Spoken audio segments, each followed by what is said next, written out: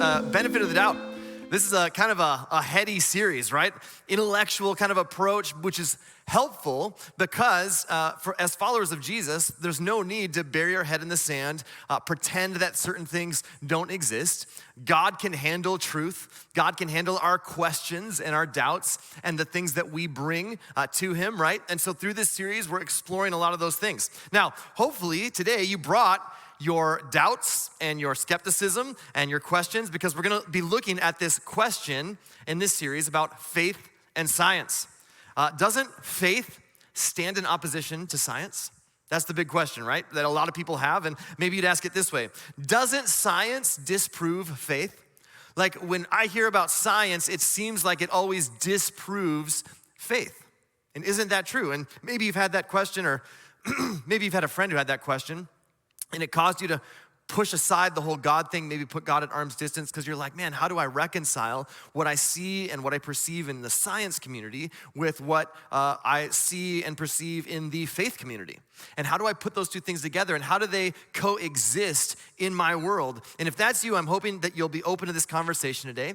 In the next few hours, as we unpack this, no, just kidding. In the next 30 minutes, all I intend to do in the next 30 minutes is completely resolve all the issues surrounding evolution, age of the earth, who's the creator, what about the Big Bang, and where did the dinosaurs go? Yeah. And so in this series, Ryan goes, hey, I'd love for you to do faith and science. Easy topic. Thanks so much, Ryan. I do have a confession to make before I get going and talking about faith and science. I am not a scientist. I'll allow you a minute to just pick your jaw up off the floor. What I have done is some research, and I've looked into a lot of these things for myself, and I hope that you'll agree with me. There is an amazing faith affirmation in science. That as you explore science, for me, all it's done is reaffirm my faith. And as followers of Jesus, we do not need to be at war with science. Our faith is an informed faith. And that should be really helpful. And I think that what you'll discover is that science truly affirms faith. It doesn't disprove it.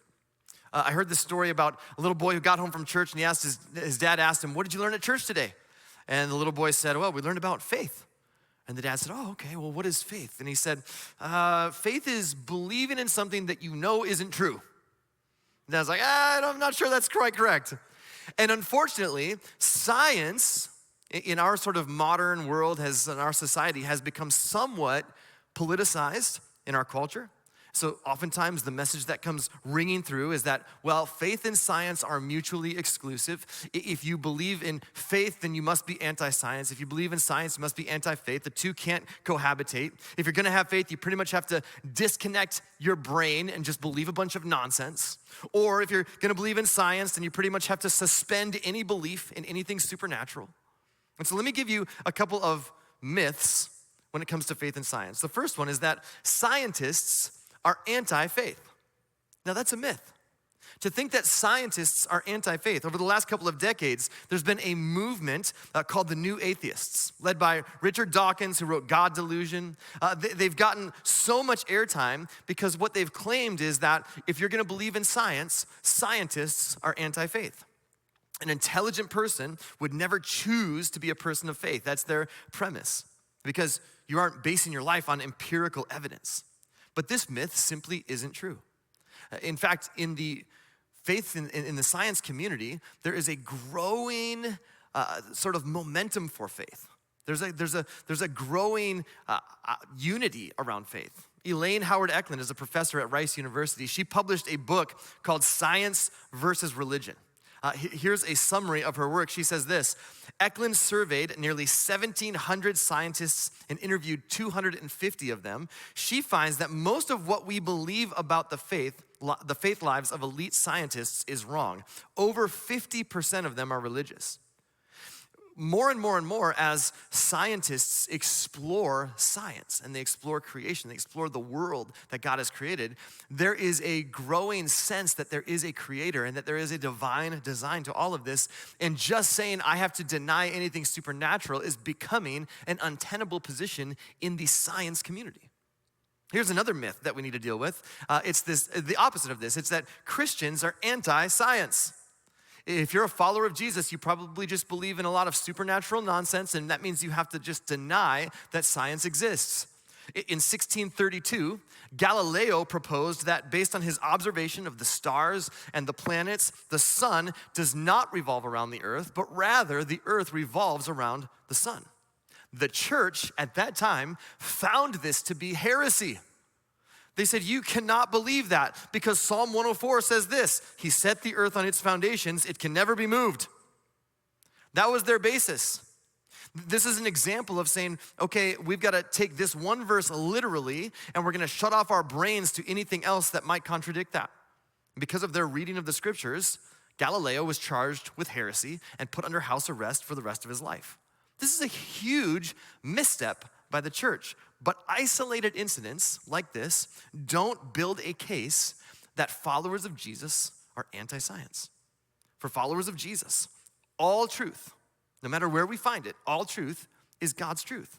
If there's something that is proven to be scientifically accurate, we believe it's because God created it that way.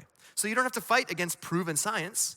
You don't have to be afraid that science is going to somehow disprove your faith. John Polkinghorne was a quantum physicist who worked at Cambridge University. Pretty smart dude. He was a distinguished chair in a prestigious university for years and years, and one day he stepped down from his chair in the physics department to train to be an Anglican priest. And that raised a lot of questions in the science community. How could someone so scientific decide to pursue something that they perceived to be so anti-science? This is what John Polkinghorne had to say. He says, both, talking about faith and science, both are concerned with the search for truth. If science and theology are both concerned with the search for truth, they are friends and not foes. And as you approach faith and science with the right frame of mind, I genuinely believe that you will discover that you can hold both, that you can hold faith and science in their proper places simultaneously. Since science is the study of the natural world, if you have faith that God created the natural world, then science is simply the study or the observation of what God is up to in the world He created. In fact, this is a great way to think about faith and science. Science really answers how questions. It's all about answering questions of how. But faith really answers why questions. It's all about questions of purpose. And the how questions are about the mechanical and material and what can be measured and studied and observed. The why questions are all about purpose. And while science can tell us what we're made of, faith helps us understand what we are made for. Let me give you an example. If I come home one day and there's a pot of water boiling and I ask my son, hey, why is the water boiling? He might give me a couple of different answers.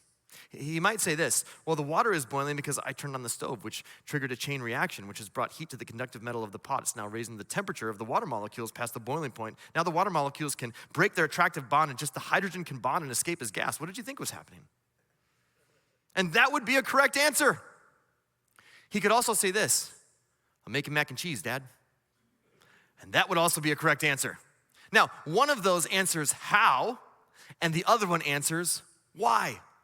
In fact, you might say, to get the complete picture, you need both answers because they are both true. They are just oriented differently. See, God or the Bible or the church or faith, it really isn't the issue. Oftentimes, what becomes the issue when we think about God or faith or church, when we think about these things or these terms, the issue are the assumptions. The issues are the assumptions. It's the expectations. It's the baggage that we bring with us that tend to create a lot of issues. The church creates a lot of problems when we try to answer how questions with why answers. And so people come to church and they go, I have this question about science. How do I reconcile that? And we try to give them a faith response to a science question. We try to give them a why answer to a how question. And some of you maybe have experienced that. Maybe you've experienced religious or church environments that really asked you to just turn off your brain, right?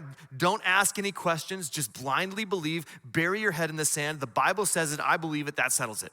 Never ask your questions. And that doesn't work. As some of you grew up in a religious environment and then you experienced a non-religious environment, like college, and you liked it. And you liked it a lot. You felt like, wow, I can ask my questions. There's a lot more freedom here. In fact, Richard Dawkins, I think he writes this, and I think it's a brilliant statement. He says, one of the truly bad effects of religion is that it teaches us that it is a virtue to be satisfied with not understanding. This idea that I can just blindly believe and not ask questions, and that somehow that is virtuous, is not something that you find in Jesus. It's not something you find in the scriptures. And unfortunately, faith is seen as naive and simplistic and incompatible with human reason. And science is somehow viewed as being based on truth and evidence, while faith is based on hopeful thinking and legend. In reality, faith has never been at odds with science. Never. It's the garden out of which scientific exploration has grown for hundreds of years. Before Christianity, the dominant worldview, it was Stoicism and animism and polytheism. It was like, we're gonna give human-like qualities to the gods and to animals, and we're gonna worship those things. I mean, you talk about stuff that is anti-science. Christianity was the first belief system that came along and said, no, there is a creator, therefore there is a world with distinct form, with distinct complexity and design and order that can actually be observed and studied. And so let me ask you this question today, and then we're gonna explore a few things. Will you follow where the evidence leads, not just where you hope it leads? Some of you maybe are skeptical towards faith. You're skeptical towards God because you have all these science questions and you're keeping God at arm's distance. Others of you might look at the science community and go, you keep that at arm's distance because you go, that might rock my Christian worldview that I grew up with or that I've adopted. And in either case, we do not need to fear because all truth is God's truth. And so will you follow where the evidence leads, not just where you hope it leads? Could you shed any previous ideas that you might have about faith and science and ask some really honest questions? There's a big difference between, I'm not sure I believe it and I don't want to believe it. So would you be willing to momentarily just suspend any judgment around this topic and see where the evidence leads? In Hebrews chapter 11, this is, the author is writing to a group of people who are followers of Jesus in the first century, describing for them what it looks like to follow Jesus. And I love this first verse in chapter 11. The author says, faith shows the reality of what we hope for. It's the evidence of things we cannot see. Faith says that though I can't see it, there are clues that I can point to as evidence for the things that I can't see. In Psalm 19, David writes this, the heavens proclaim the glory of God. The skies display his craftsmanship. Day after day, they continue to speak. Night after night, they make him known. They speak without a sound or word. Their voice is never heard, yet their message has gone throughout the earth, and their words to all the world. God has his fingerprints all over creation, and he's giving us clues all along the way. God is pursuing us, and he's inviting us to respond to him. Now, you might hear that and think to yourself, well, I want that to be true, but it just feels like the Bible and its stories are antiquated and incompatible with modern science. Take, for example, the story of creation. This narrative tells us that God created the world in 6 days, and if you track the genealogies back to the beginning of this, the earth is about 6,000 years old, okay? That's one position. Now, the science community has come up with a slightly larger number, about 4 billion years. Now, I'm not a mathematician. That's a little bigger, right? So I have to choose, well, is the earth 6,000 years old? Because that's the literal interpretation of the Bible. Or is it possible to believe in the scriptures and hold to the truths of the scriptures while still understanding thermal ionization, mass spectrometry as it relates to the field of geology and half-life of isotopes? What we know as carbon dating. See, I think we miss some wonderful clues along the way when we feel the need to choose between the two. For example, the Hebrew language has very few nouns. So they often have one word that they have to use in multiple different ways to shade its meaning. The word yom is the Hebrew word for day. It can also mean daylight. It can also refer to any finite period of time that has a beginning and an ending. It is an undefined period of time. So yom can mean one day, yom can mean daylight, or yom can mean an epoch of time. In fact, when we read in the New Testament, Peter writes, God, for you, a day is like 1,000 years, and 1,000 years is like a day. Not a big deal for God. So the idea that there are simply these steps, that this is the process by which the world was created, but the time period doesn't have to be a 24-hour period. You might say, well, I just believe that the world is 6,000 years old, and that's what I'm sticking to. Great, I have no problem with that. He totally could have. God can do whatever he wants. Guess what? I wasn't there. I have no idea. On the other hand, it's also okay to say science is objective, and it makes sense, and the world is 4.5 billion years old, and that doesn't negate or take away from the creation narrative in any way.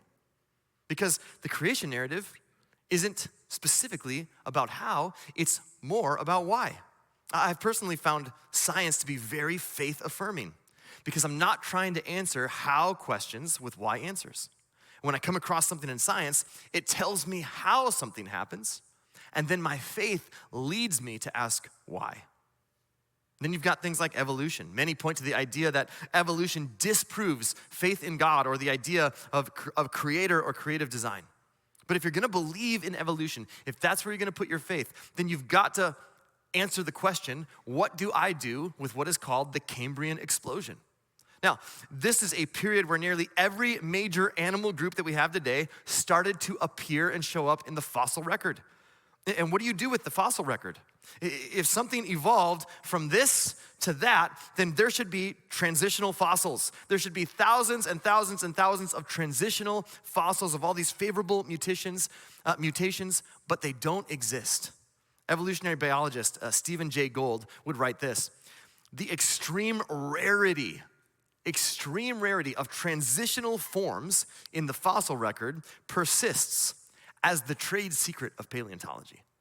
He's saying this is something that nobody in paleontology talks about. It's kind of behind hush-hush, behind closed doors, is that it's extremely rare to find any transitional forms in the fossil record.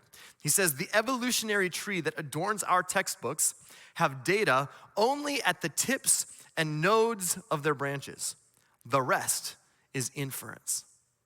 In other words, he's saying this: we have basically the very tip of the branch, the very last bit of it, and we've filled in the rest of the tree. They have little bits and pieces of information, and they have filled in the gaps with what they think happened. In fact, the word inference sounds to me a lot like the word faith. Everybody is using faith in this process, folks, wherever you land on it. So let me give you today 3 helpful questions to ask when it comes to faith and science. The first question is this. Number 1, what caused everything that exists? That's a great place to start. How is it that we're here? What caused matter? This is often referred to in the science community as the cosmological question. What is it? Was it a personal or an impersonal cause that caused all of matter to be? Either an infinite God created the universe, or the universe is self-existent. But something had to come first, God or matter. And we can't prove it today, but we want to take the data we have available and determine the reasonable probability. We can't prove anything one way or the other, but there are clues that point us to the evidence. And if you're looking for absolutes, you're gonna be disappointed, okay? Whether that's science or faith, neither has absolutes. What are the clues that point us to the reasonable probability of a creator? All of science points to the idea that the universe had a starting point. In fact, in 1929, Edwin Hubble was able to prove that the universe is constantly expanding. It's constantly expanding. If the universe is constantly expanding, then it must have had a starting point somewhere. And in 1964, Arno Penzias and Robert Wilson discovered what is called the cosmic microwave background. They won a Nobel Prize in physics in 1978 for this discovery, which would basically answer the idea that there was indeed a beginning to this ever-expanding universe. Now, their discovery was labeled the Big Bang Theory. And the Big Bang Theory really rocked the Christian community. The Christian community took the Big Bang Theory as an affront to faith because scientists were saying, see, it all came from a Big Bang. This proves the whole creation thing was a myth. This proves no God. if I'm being honest, I think just the opposite. There had to be matter that exploded. Where did that matter come from? There was a big bang. So that's how God did it. That is so cool. That's how I think, a big bang. In fact, you read in the creation narrative, God said, let there be light, and there was light. Bang. I mean, the idea of a big bang to me just is so affirming to faith. This big bang caused the universe to be continually expanding. And yet one of the things that they're discovering now is that this ever-expanding universe is starting to wind down. So there was a beginning, and there's going to be an end. Now, it's gonna be a while. I would keep paying your mortgage. But it is winding down, and the cosmological question does not prove God, but it's a really good clue. It's a really good clue. In Genesis 1, in the beginning, God created the heavens and the earth. It's a really good clue to this idea that God is the creator, that there is intelligent design to how things happen. Another great clue is called the anthropic principle. That's this, the fine-tuning of the universe. How is it that this world and this universe seems to be fine-tuned to sustain human life? Especially when you look at planet Earth, it's been fine-tuned to support human life. Somehow, this planet seems to be made for it. There are so many variables that had to be perfectly fine-tuned. If even one of these variables was off by a tiny bit, it wouldn't have worked. Francis Collins was the director of the Human Genome Project, which is responsible for mapping out the entire human genome, the DNA of humans. He wrote a book called The Language of God. He started his career as an atheist, and the more that he studied science, the more it pointed him to a creator. He would write this, when you look from the perspective of a scientist at the universe, it looks as if it knew we were coming. There are 15 constants in the universe. The gravitational constant, various constants about the strong and weak nuclear force, etc., that have precise values. If any one of those constants was off by even 1 part in a million, or in some cases, by 1 part in a million, the universe could not have actually come to the point where we see it. Matter would not have been able to coalesce. There would have been no galaxy, stars, planets, or people. In sum, our universe is wildly improbable. On the flip side, that's someone who has become a follower of Jesus. We also have a quote from Stephen Hawking, a rather famous physicist and atheist. And he had this to say about the exact same subject. He says, if the rate of expansion 1 second after the Big Bang had been smaller by even 1 part in 100,000 million millionths, I can't even imagine what that is, right? The universe would have recollapsed before it ever reached its present size in a hot fireball. The odds against a universe like ours emerging out of something like the Big Bang are enormous. I think there are religious implications. That is an astounding statement from a self-proclaimed atheist. So this anthropic principle, that the universe is somehow fine-tuned to support and sustain human life, it does not prove God, but it's a really good clue. In fact, in the Psalms, David would write this, when I look in the night sky and see the work of your fingers, the moon and the stars you set in place, what are mere mortals that you should think about them? Human beings that you should care for them. About 1.5 years ago, there was an eclipse.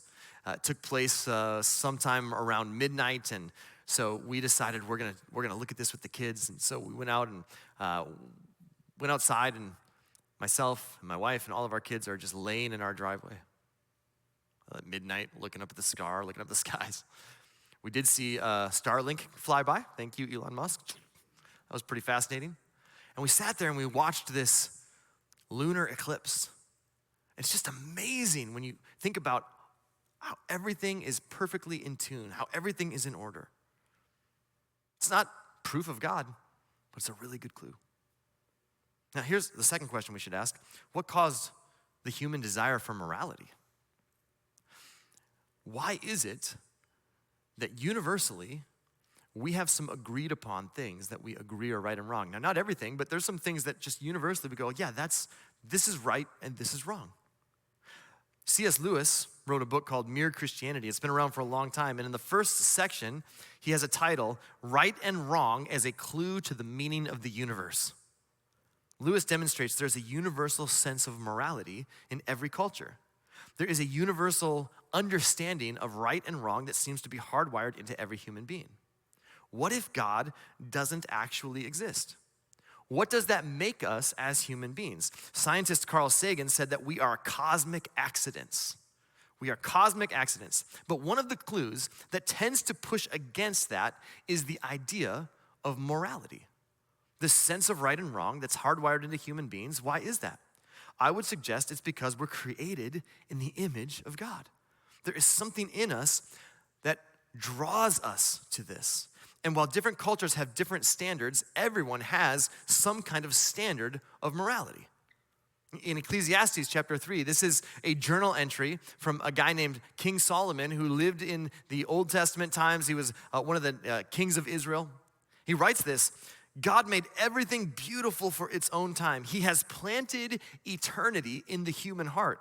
But even so, people cannot see the whole scope of God's work from beginning to end.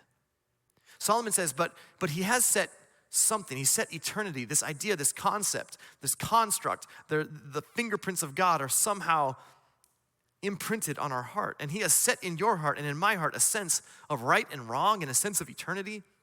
And we're drawn to be connected to the source of that morality. We're drawn to it. There is a want to. And that want to is called faith. Now, here's why this matters. When you think about evolution, evolution argues that what presently exists in us is nothing more than what was and what continues to be essential for survival. It's survival of the fittest. Yet people believe in God even though God is not essential for survival. So wrap your brain around that. In fact, faith in God seems useless strictly from an evolutionary standpoint because it costs time and it costs money. Following God is not helpful. It's not like inherently helpful to me. It's something that I do because of how I'm created in the image of God. But it costs time, it costs money. It compels its members to make sacrifices that undermine their own well-being, oftentimes for the benefit of others, and sometimes even for the benefit of perfect strangers. That doesn't line up with survival of the fittest. If evolution were true and survival of the fittest was true, then why in the world would any human being ever do anything altruistic or ever do anything for the benefit of anyone else, ever? It seems we would only ever do things that serve our own self-interest. But there is something in us that draws us to serve the other, oftentimes the other being a total stranger. German philosopher Immanuel Kant would write this, "Two things fill me with constantly increasing admiration and awe, the longer and more earnestly I reflect on them. The starry heavens without and the moral law within." In other words, I've got these two great clues that are continually pointing me back to a creator, the universe and what is happening in my own heart. This is the evidence of things that we cannot see. And so, the cosmological question asks, what caused everything to exist? Where did matter come from? There was a beginning, so where did it begin? That's a great question to ask. The anthropic principle asks how this planet seems to be so fine-tuned to support and sustain human life to such an incredible degree. The morality principle asks how we are drawn to something bigger and more loving and have some agreed upon sense of right and wrong outside of ourselves. And none of these things prove God, but they are really good clues. And the third question that we should ask ourselves is this: if the evidence leads to a God of love, how will I respond? Am I willing to go where the evidence leads? Am I willing to have an open mind? Am I willing to look at this objectively? And if the evidence leads to a God of love, then how will I respond personally? What difference does this make in my life today? I don't believe faith and science need to be in conflict. Science tells me what and how, and faith tells me why. And the why behind it is you. That God loves you, that God wanted to love you, and he created a space and a place for it to happen. But it's so important that we understand the Bible is not a science textbook. And we don't try to answer how questions with why answers. The goal is not to answer science questions with faith answers. The point of the scriptures is not to answer scientific questions, but to point us to a creator who loves us. Francis Collins would write this: in this modern era of cosmology, evolution, and the human genome, is there still the possibility of a richly satisfying harmony between the scientific and the spiritual worldviews? I answer with a resounding yes. In my view, there is no conflict in being a rigorous scientist and a person who believes in a God who takes a personal interest in each one of us. In the beginning, God created. Above everything else is the creator. All scientific discovery points to the idea of intelligent design in our universe. A guy named Nehemiah, who lived in the Old Testament times in ancient Near East Jerusalem and traveled back to Jerusalem to help rebuild the walls. He would write this: you alone are the Lord. You made the skies and the heavens and all the stars. You made the earth and the seas and everything in them. You give life to everything, and the multitudes of heaven worship you. The universe is fundamentally personal because God is personally interested in you. He's interested in your life, interested in your problems, in your struggles, in your questions, in your doubts, in your skepticism, all the things that you bring with you, your baggage. In the very first few chapters of Genesis, we get the creation narrative. And it's so fascinating to read that as God is creating, each part of the creation process is marked with this very particular phrase: and evening passed and morning came the first day. And evening passed and morning came the second day. And each epoch is marked by this. And after God creates humans on the sixth day, there are no more new species. And so interesting how scripture and science align around that idea. And then we learn this: on the seventh day, God had finished his work of creation, so he rested from all his work. And God blessed the seventh day and declared it holy because it was the day when he rested from all his work of creation. And when you get to day 7, it doesn't mark the end of day 7. Why? Because we are in it.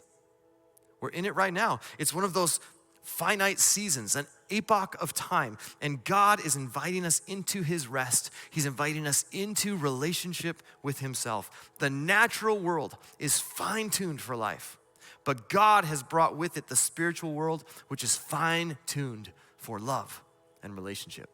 And we don't have to wait for eternity to enter into it. In fact, at a certain point in human history, God sent his son, Jesus, into this world. And here's the reality: you and I were created to exist in loving community with God and each other.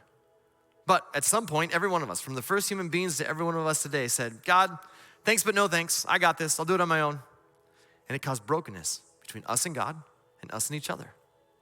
So at the right time in history, God sent Jesus into the world, and Jesus came into this world to restore that brokenness, to show us how to live and how to love, to answer why questions. In the ultimate expression of love, Jesus allowed himself to be put to death. His body was laid in a tomb, and according to hundreds of eyewitnesses who saw him alive again, Jesus rose from the dead. Here's what that means: there is more to this life than this life, and you and I have been invited to be a part of God's family. Now, this isn't something you earn your way into. It's not something you behave your way into or church attend your way into. This is simply an invitation that has been extended by the God of the universe who created you and who loves you. If you've never said yes to that invitation, I want to invite you to say yes, just by agreeing wherever you're at, whether you're watching online or in the room today, by just agreeing with this prayer as we close. God, please forgive my sins. Forgive me for the times that I've walked away from you. I'm so grateful you never walk away from me. And I want to say yes to your invitation. Make me your son, make me your daughter, and help me to put my trust in you and to follow you as best as I know how from this moment on. And God, I pray for every single one of us who are watching online, who are in this room, who have genuine questions about how do I reconcile what I hear in science with what I read in the scriptures, and how do I hold these things in tandem? How do I hold these things in unity? And God, I pray that you would open our hearts, open our minds, help us to ask really good questions. And then I pray that you would give us the wisdom to see where the clues point and the courage to respond. We thank you. We pray this in your name. Amen.